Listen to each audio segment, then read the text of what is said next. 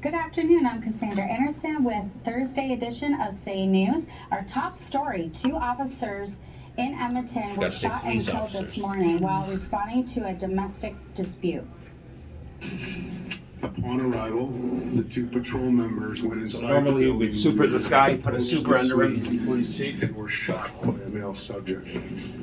At this time, all indications are they did not have a chance to charge their firearms. 35-year-old Constable Travis Jordan and 30-year-old Constable Brett Ryan were pronounced dead in hospital. The suspect was found dead due to self-inflicted gunshot wounds. A woman is also in hospital in stable condition. Toronto police have issued a Canada-wide warrant for 26-year-old Omari Bent. He's charged with second-degree murder in a fatal stabbing last Friday at Etobicoke Banquet Hall. Bent is considered armed and dangerous. The U.S. Pentagon has released footage of Russian jet fighters attacking an American drone over the Black Sea.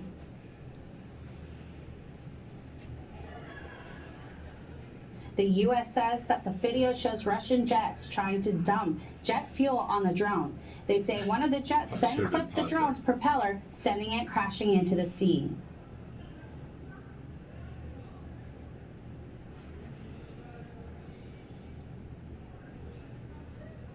This is the second jet. The Russian says that the Americans deliberately brought down their own drone.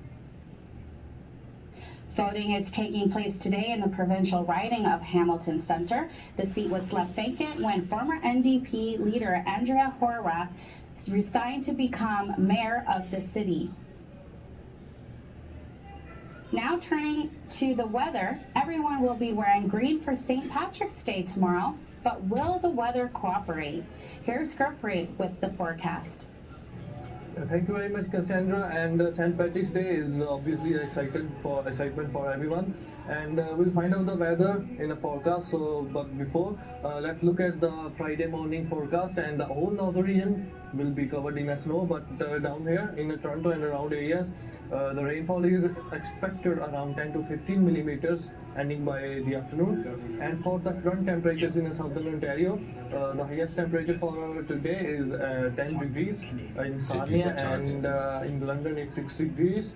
And if we move north to the Barrie and Parry Sound is 6 degrees, and in Sudbury it's 2 degrees, but in Kingston it's 3 degrees, and Ottawa with 0 degrees. But you don't need to do so many. Mix of sun and cloud, as you can see, it's 8 degrees, good decent temperature outside. But on Friday, tomorrow, it's St. Patrick's Day, big story, but unfortunately the weather is not so favorable. It's raining.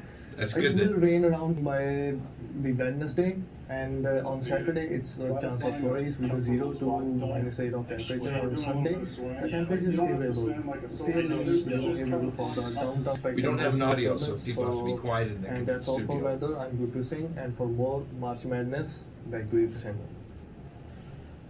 March Madness is underway, and the buzz for the U.S. college basketball tournament can be felt on both sides of the border.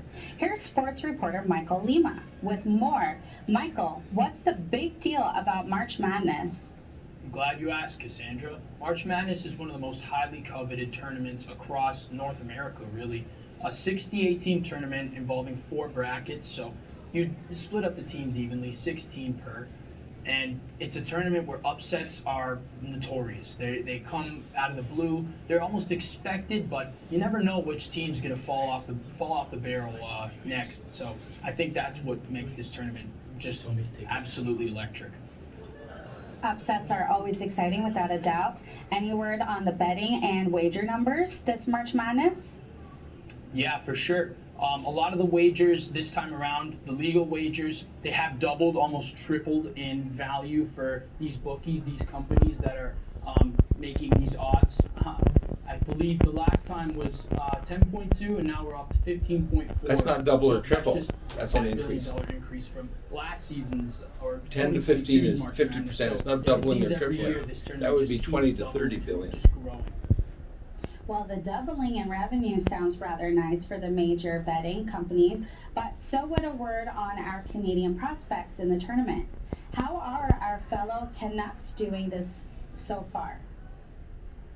Well, we're still early on in the tournament, but Canadian Zach Edey, actually GTA native Zach Edey from Purdue, number 4 seed through the entire bracket, really looking like a standout player for Purdue and that phenomenal 7'4", right? Over 50 Canadians, I believe, in the entirety of the tournament, men and women's. So it's something that I feel a lot of Canadians should be tuning into, and it's just a phenomenal sport just to gather around.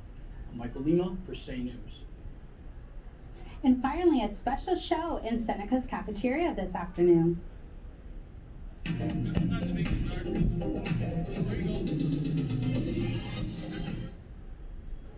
Crystal Quartz was one of 4 drag performers who entertained Seneca students.